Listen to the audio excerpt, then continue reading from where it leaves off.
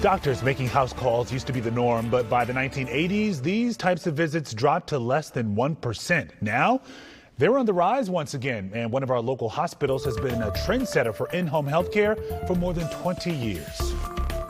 Dr. Eric DeYoung wakes up each day to make an impact. It starts in Office 213 at MedStar's Washington Hospital Center. I come in and I kind of get prepared. I get to look at my schedule and see what patients I'm going to see. I take a bunch of notes, map my own route. And make sure his military medical bag is stocked with devices to do wound care, ear and eye exam, gloves, gauze, thermometer. What he needs to make his rounds, not in the hospital,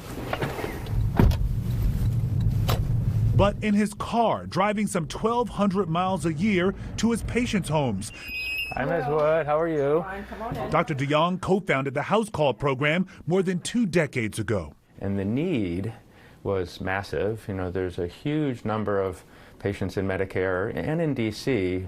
who are very ill, homebound, have trouble getting to the doctor, and land in the ER or the hospital with unnecessarily. It was a way for him. All right, can we go over your medications? And his 15-member team of doctors, social workers, coordinators, managers, and nurse practitioners. So much better to go to the houses, see how they live, what they actually eat. To deliver health care to a very vulnerable and needy geriatric population. It's very interdisciplinary, meaning the patients and the families need all of those types of services to stay well, to age at home, to get everything they need at home.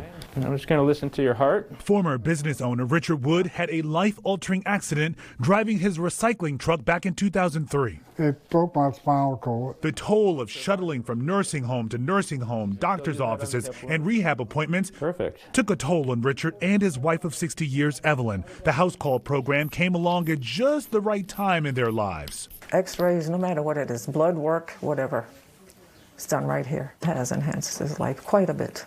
Karen Pollock. And how's your blood pressure been? It's been fine. Was diagnosed with progressive multiple sclerosis in 1994. The former ER nurse says access to the program's 24-hour care is reassuring and comforting.